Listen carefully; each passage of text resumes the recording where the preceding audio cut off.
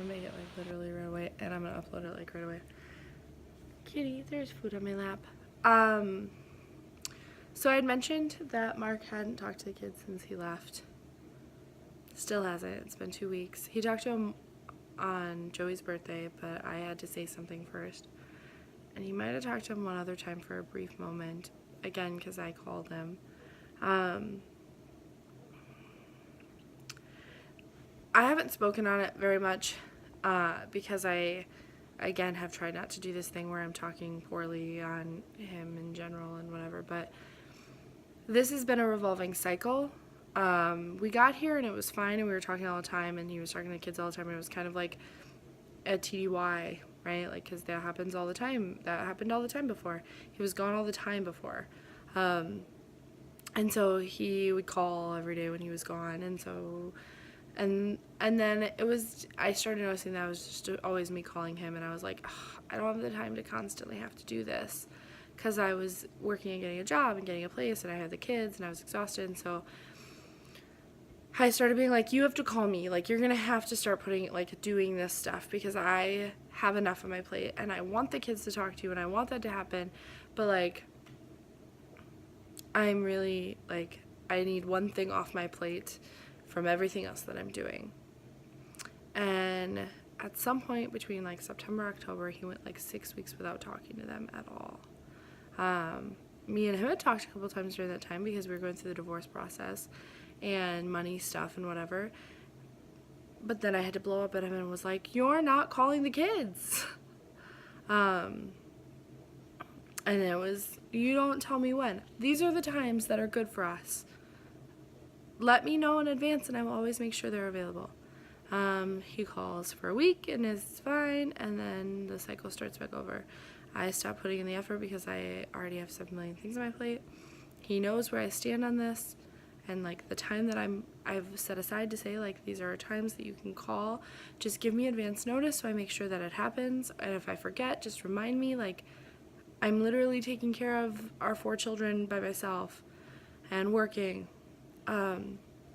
And it's just been, he'd go 4 to 6 weeks, not talk to them. I'd get upset again because my children love their father, and I make an effort to try and maintain that relationship for them because I think it matters, and because I'm going to bat for him to make sure he doesn't pay what's slated as, like, full child support based on the law here, so that he would have money to visit them.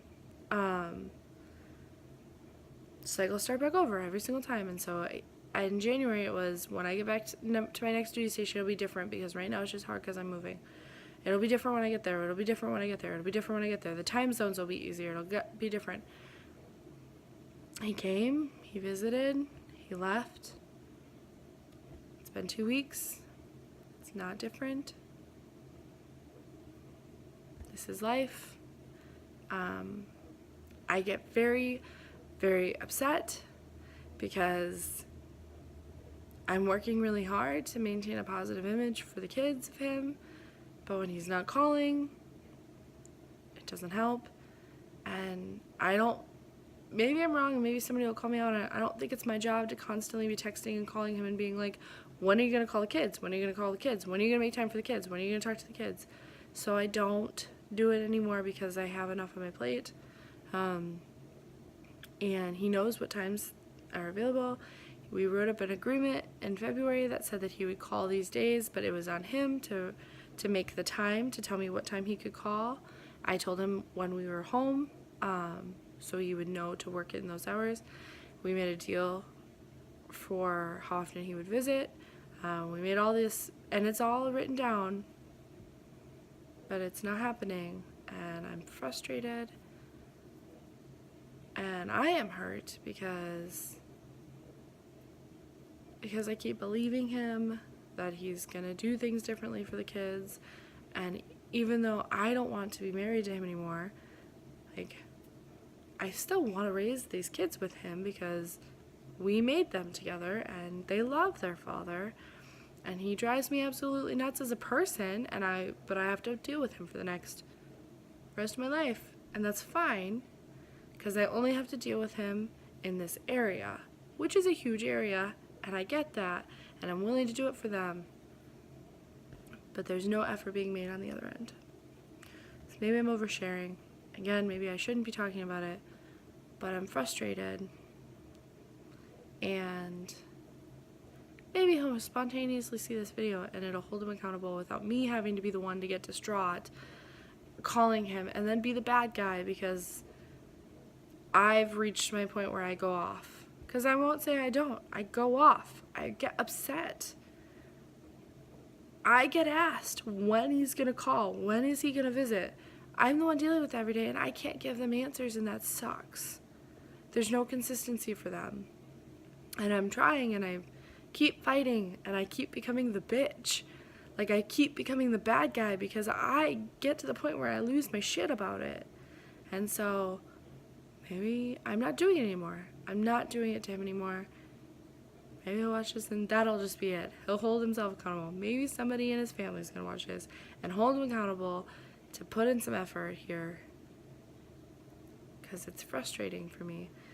Because I'm not his mother. I am their mother. And I am there for them.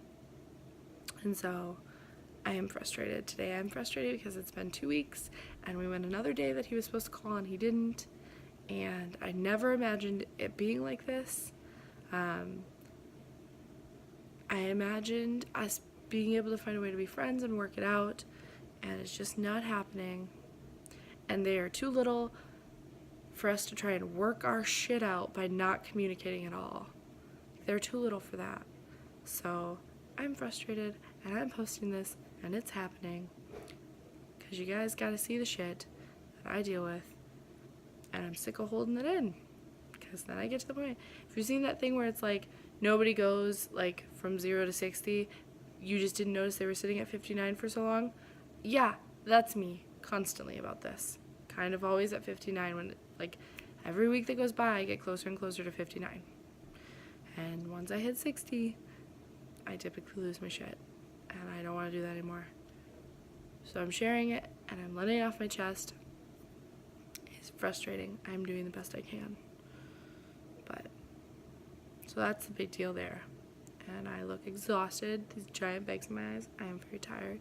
Kids have been sleeping very well, and I have been sleeping very well. And I, of course, still am dealing with getting over the residual flu. So I'm going to eat some food and watch TV and crash on my couch, I think, for a while. Until I have to go upstairs or I hear one of the kids. So I love all of you for sticking this out and watching these videos. I'm sure some of them are mind-numbingly boring. But you guys are amazing for being my support system and always being there for me. And I get so many awesome messages from you guys. So you guys keep me going. I love you all. Self-care, self-care, self-care.